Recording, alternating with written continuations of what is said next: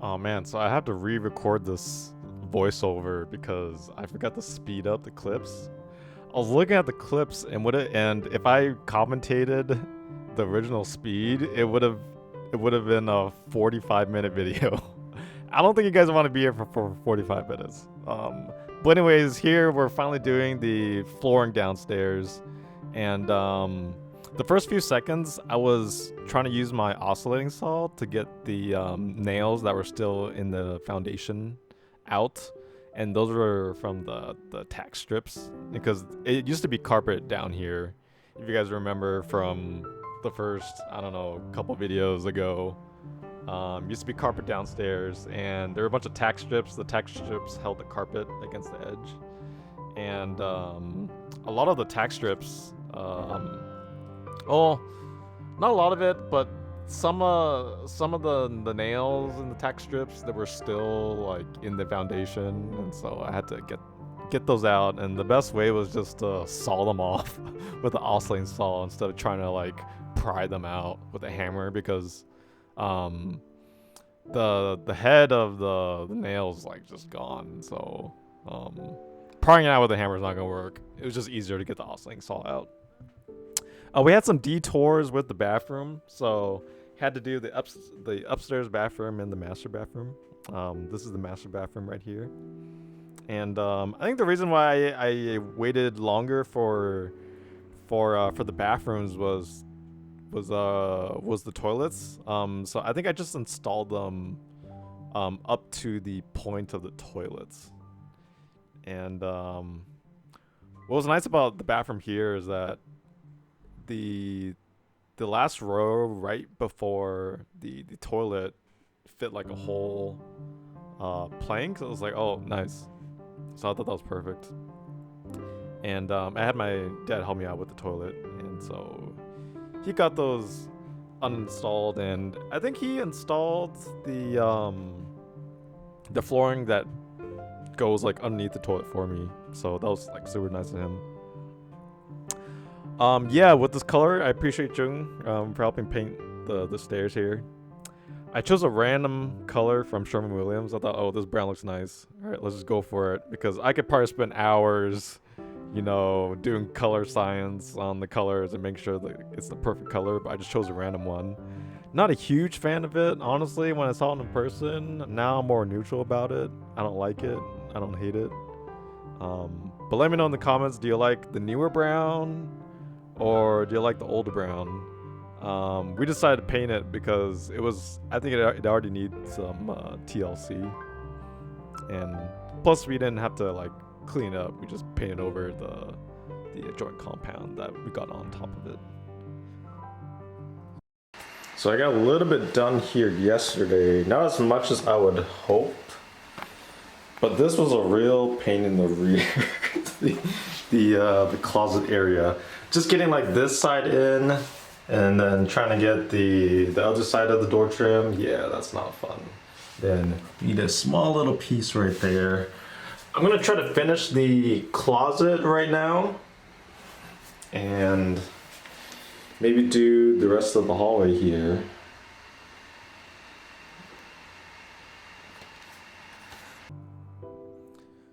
All right, so I'm doing the closet here. I don't know if you guys can tell, but the wall above me towards the top, it's slightly crooked. It's like going up. I don't know if you guys could tell. I mean, at least from the GoPro footage, that's what it looked like. Now here is arguably the most crucial part of the downstairs flooring, is this row right here.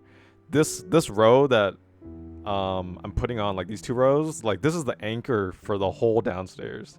Everything is in reference to those two rows. So if anything was off, is because I screwed up with those two rows.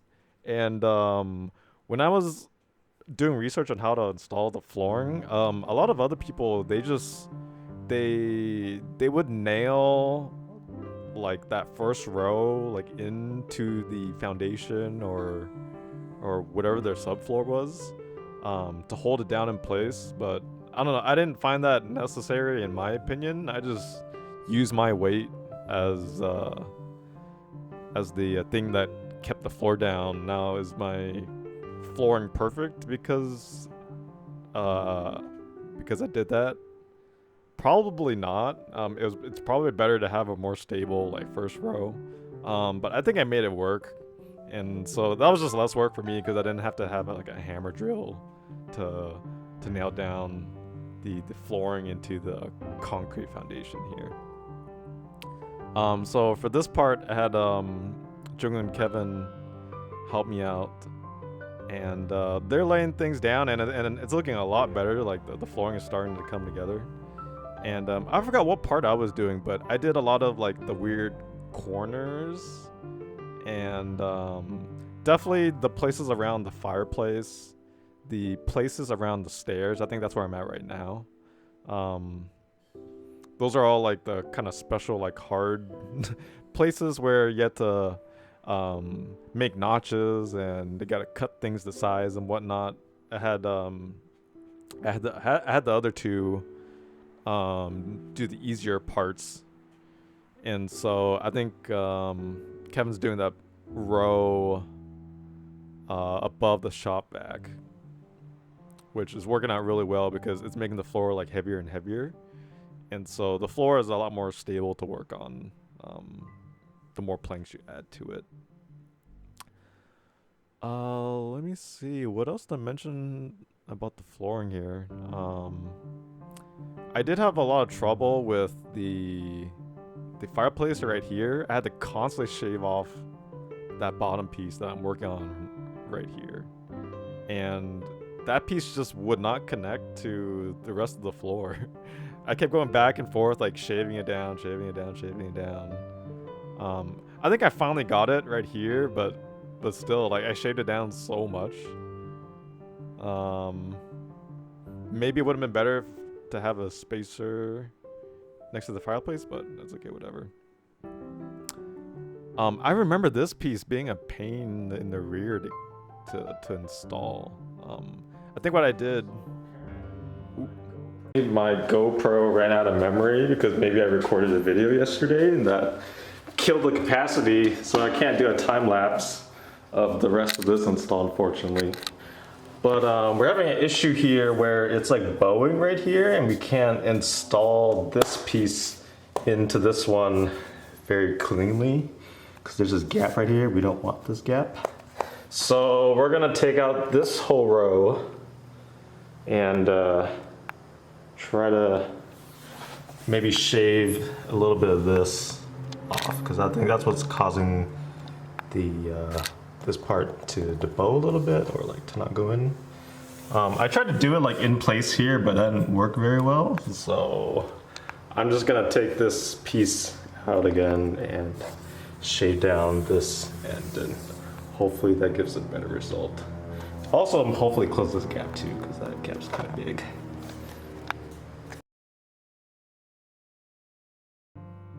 So for this part, my GoPro ran out of space, so I was forced to use my phone. And my phone it's taking a lot more shots per second, and so I had to speed up the clip like significantly to get it to match the GoPro. But anyways, I had to reinstall this this row, like I was saying, to get that bulge out, and I did eventually fix it. But again, it was a lot of shaving, but I didn't want to shave too much of it, because then the quarter round piece that I'm planning to put around the fireplace will not cover the gap that I have between the flooring and the fireplace, and that's what I have those spacers help maintain that spacing. I think I had Jung did most of the like the main parts of the floor here. I think I was doing more work at the end, so can't really see, but the stairs are behind where the camera is right now, and so that's where I was probably a lot of the time for this one. But what was really, I think well, I cannot talk right now. What really worked out right here is that so one plank covers that row in that corner. The issue is that that wall that we're working on, it's not straight, and so the further down we went, the gap got bigger and bigger and bigger and bigger, to the point where the baseboard wouldn't be able to cover that wall. Okay, I think this is a good spot. So we're doing unboxing of the planks that I got, and it's really RNG. There's only 4 patterns, and they're so common that we like numbered them, and we just know what number they are based on what it looks like. And there's some, but we need all of them. We need all of them, but we really need 1, 2, and 3, or what we call them 1, 2, and 3. So yeah, we're gonna open it and see what we get here.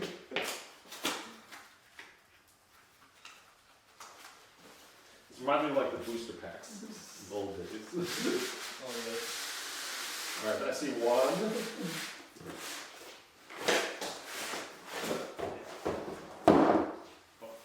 Alright, I see 3. Okay, that's good. So we call this number 3. Yeah, we actually need 1. We do need 3. This is like 1. This is a 2. 2. Oh, more 4s. Oh, nice. 4. This is a 4th. This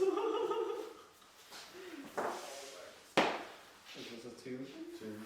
And this is a 1. Okay. Why is there so many 4s? Used to be. Well, I do like number 1 and number 4, so.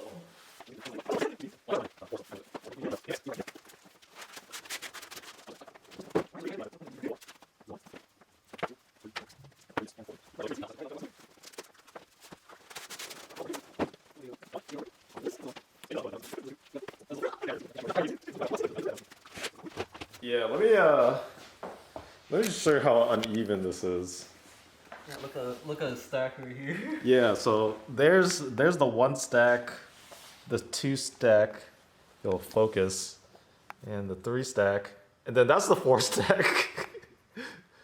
It's pretty big. Continue where I left off. So yeah, so that gap got bigger and bigger, and towards the end, like under the stairs, I had to get like a small little piece of flooring to cover the gap because I got pretty thick baseboards. I think I got like 11/16 of an inch thick baseboards, but even that wasn't thick enough to cover the gap. And that's just the nature of like drywall when you're working with drywall. Most of the time it's not gonna be straight. Here I think I'm also using my phone as well, and I lost a lot of footage of me doing the flooring where there's no underlayment. So you won't see the progress here, but yeah, we're pretty much almost done with the downstairs flooring. I think the next one will probably be the kitchen. I think that's what we're doing next. Unfortunately, I think my Pixel 6 crashed when I was doing that time lapse of us doing this part. So unfortunately I do not have the time lapse, but that's what it looks like so far. Looking great. We are almost done. Almost at the end. My only concern is the crack in the foundation. I don't know if I should address that or not, because it's pretty big. That's probably like, I don't know, like an inch or 2. That's concerning. So yeah, other than that, it is looking fantastic.